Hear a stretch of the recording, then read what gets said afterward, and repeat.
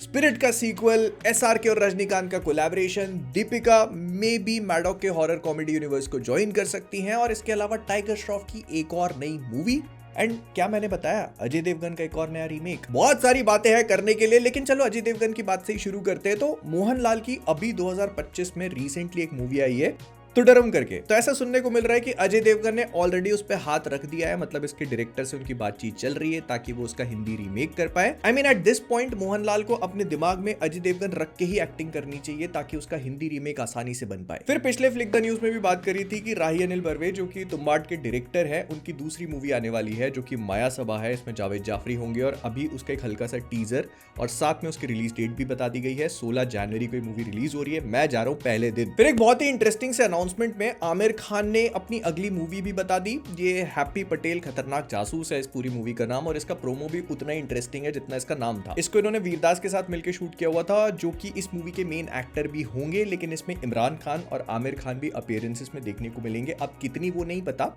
लेकिन इनके जो लुक्स है ना वो काफी वाइल्ड है और उससे समझ में आएगा कि मूवी भी कितनी वाइल्ड है। फिर फरहान अख्तर बहुत लंबे टाइम से जिंदगी ना मिलेगी दोबारा का एक फीमेल वर्जन बनाना चाहते हैं जिसका नाम जीले जरा है, और इसके लिए इन्होंने कास्ट भी बहुत पहले से दिमाग में रखी है, आलिया, कटरीना और प्रियंका चोपड़ा। एंड प्रॉब्लम यहीं पर है, मूवी जब भी स्टार्ट होने की बातचीत होती है इन एक्ट्रेसेस की डेट्स ही नहीं मिल पाती है, तो इस वजह से मूवी को ऐसा माना जा रहा था कि परमानेंटली शेल्फ हो चुकी है।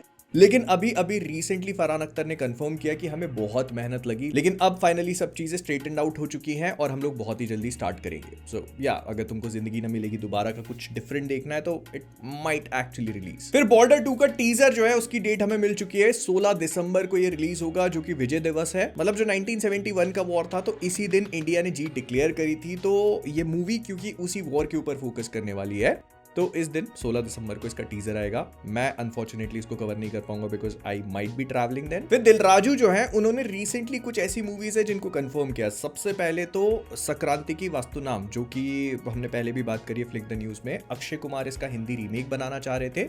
वो मूवी कंफर्म कर दी गई है कि उसके हिंदी रीमेक पे काम चल रहा है, इसको डायरेक्ट करेंगे अनीस बाज़मी। इसके बाद इन्होंने सलमान खान की एक मूवी भी कंफर्म करी है जिसको वामशी डायरेक्ट करने वाले हैं, जिन्होंने वरीसू बनाई थी। और टाइगर श्रॉफ के साथ भी एक मूवी बनाई जा रही है जिसमें मीनाक्षी चौधरी देखने को मिलेंगी, और ये एक एक्शन म्यूजिकल मूवी है। मतलब एक्शन तो समझ में आता है बट म्यूजिक क्या, ठीक है, tiger Shroff can fight, he can dance, तो मतलब दोनों चीजों को मिला दिया जाए। लेकिन अक्षय कुमार सिर्फ इसी के हिंदी रीमेक पे काम नहीं कर रहे। अगर सूत्रों की मानी जाए तो ऐसा कहा जा रहा है कि साजिद खान, जिन्होंने कई सालों से कोई भी मूवी डायरेक्ट नहीं करी है, वो शायद अपना कमबैक करने की कोशिश कर रहे हैं और उन्होंने अक्षय कुमार को फाइनलाइज कर लिया है। फिलहाल बहुत सारी चीजें रिवील नहीं करी गई हैं, but if all of this pans out तो इस मूवी को प्रोड्यूस करेंगी एकता कपूर और शायद अगले साल जून जुलाई के आसपास इसकी शूटिंग शुरू भी हो जाए। फिर सरदार उधम, पीकू, अक्टूबर जैसी बेहतरीन मूवीज बनाने वाले शुजीत सरकार जो है, उनकी अगली मूवी काफी इंटरेस्टिंग हो सकती है क्योंकि ये महाभारत के किसी एक चैप्टर को कॉमेडिक एलिमेंट्स के साथ ब्लेंड इन करने की कोशिश कर रहे हैं। लेकिन जैसा तुम सोच रहे हो वैसा नहीं, इसमें राजकुमार राव और मनोज बाजपेयी जो है वो लीड रोल्स में देखने को मिलेंगे। और ये जो कहानी है ये इस पूरे कॉन्सेप्ट को कंटेम्पररी और एक सैटारिकल तरीके से दिखाने की कोशिश करेगी।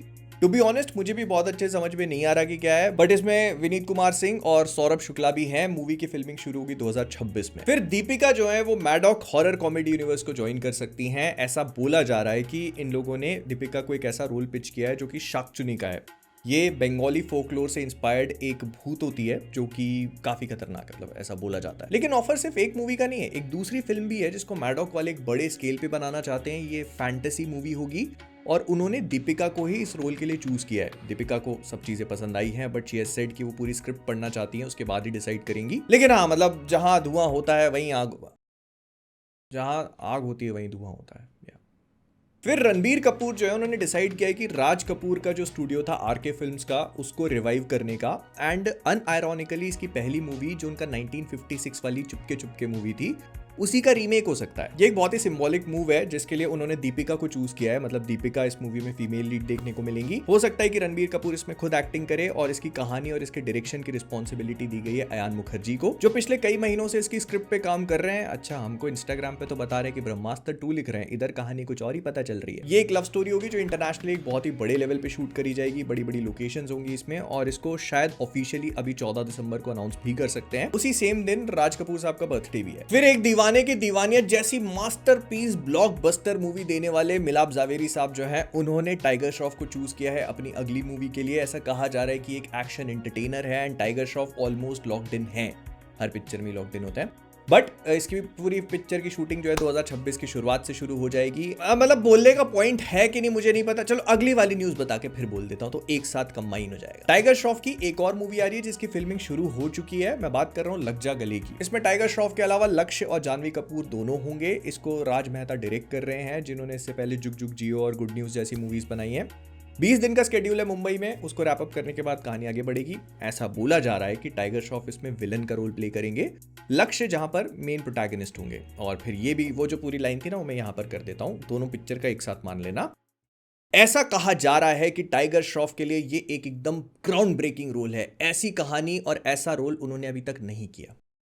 ठीक है, फिर पिछले हफ्ते रिलीज हुई तेरे इश्क में ने बॉक्स ऑफिस पे कुछ ऐसा किया है जो एक्सपेक्टेड तो था, मतलब वो चौथी वेव बोल ही रहे थे ना। तो इस मूवी ने 15 करोड़ की ओपनिंग ली, पहले वीकेंड में 50 करोड़ कमा लिए। उसके बाद मंडे को थोड़ा ड्रॉप देखने को मिला, मतलब इसने 9 करोड़ की कमाई करी। ट्यूसडे को फिर जंप लिया और 10 करोड़ कमाए। जिस टाइम पर मैं इस वीडियो को शूट कर रहा हूं, इसका टोटल इंडिया का नेट कलेक्शन हो चुका है 79 करोड़ और वर्ल्ड वाइड ये 100 करोड़ क्रॉस कर चुकी है। मतलब सुपर हिट होने वाली है, जब तक तुम ये वीडियो देखोगे हो भी चुकी होगी। एंड आई नो कि धुरंधर भी रिलीज हो गई है, but at the time of shooting this video धुरंधर मेरे लिए कल रिलीज होगी, तो मैंने देखी नहीं है। ये वीडियो मतलब 4 तारीख को शूट हो रहा है, but it does not change the fact कि हम शायद रजनीकांत और एसआरके को एक साथ एक ही मूवी में देख पाएंगे।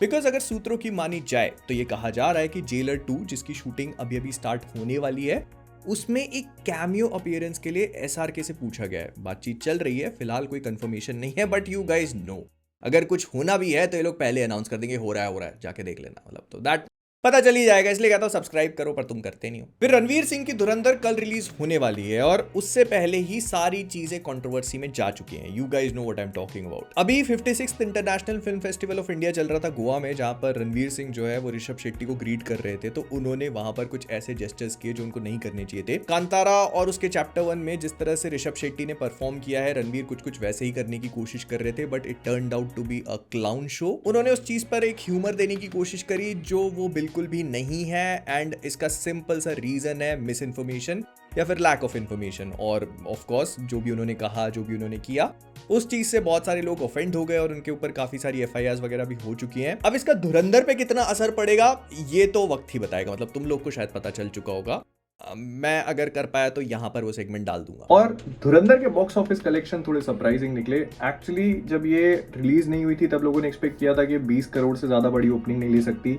फिर उसके बाद एडवांस बुकिंग जो हुई थी तो उसमें भी काफी कम लोगों ने टिकट्स बुक करी थी, तो लोगों की एक्सपेक्टेशंस काफी कम हो गई थी। And movie was solely dependent on word of mouth. लोगों को लग रहा था कि अगर मूवी अच्छी निकलती है तो ही कलेक्शंस करेगी। एंड मूवी का रिस्पांस काफी अच्छा आ रहा है। रिव्यूज तो काफी तगड़े हैं ही हैं, मतलब मॉकटेल पे जाके तुम लोग देख सकते हो।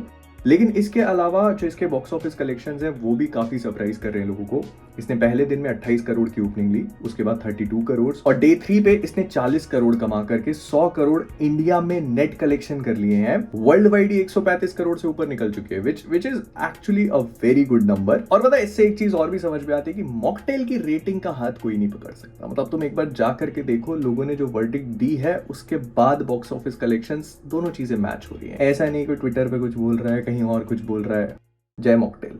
लेकिन संदीप रेड्डी वांगा अपने झंडे गाड़ने शुरू कर चुके हैं। आई मीन कबीर सिंह और एनिमल से टी सीरीज वालों को इस बात का बहुत अच्छा सबूत मिल चुका है कि वो एज ए डायरेक्टर कितना पोटेंशियल कैरी करते हैं। और उसी के रिजल्टेंट के तौर पे अब टी सीरीज वालों ने वांगा साहब से 3 पिक्चर का कॉन्ट्रैक्ट साइन करवाया है। वही 3 पिक्चर कॉन्ट्रैक्ट। यार यहाँ पर एक चीज पॉइंट आउट करनी जरूरी है कि ये कॉन्ट्रैक्ट स्पिरिट से शुरू होगा, एनिमल या फिर उससे पहले वाली मूवी से नहीं, स्पिरिट से। एंड टी सीरीज वाले जनरली इस कॉन्ट्रैक्ट को बड़े स्टार्स के लिए ही रिजर्व करके रखते हैं, जैसे अक्षय कुमार के साथ उन्होंने किया हुआ था और भी दूसरे एक्टर्स के साथ किया हुआ है। डायरेक्टर्स के साथ में ये बहुत ही रेयर देखने को मिलता है। बट अगर हम लोग स्पेकुलेट करने की कोशिश करें कि ये 3 मूवीज हो कौन सी सकती हैं, तो पहले तो स्पिरिट हो गई, दूसरी एनिमल पार्क, जो कि इसके बाद संदीप रेड्डी वांगा का अगला प्रोजेक्ट होना चाहिए टेक्निकली, अगर वो स्पिरिट 2 पे काम करना शुरू नहीं करते हैं तो। बिकॉज वी नो कि ये लोग स्पिरिट के साथ भी एक नया यूनिवर्स खोलने की कोशिश कर रहे हैं। उसको अब एनिमल से कनेक्ट करेंगे या नहीं ये तो वक्त ही बताएगा।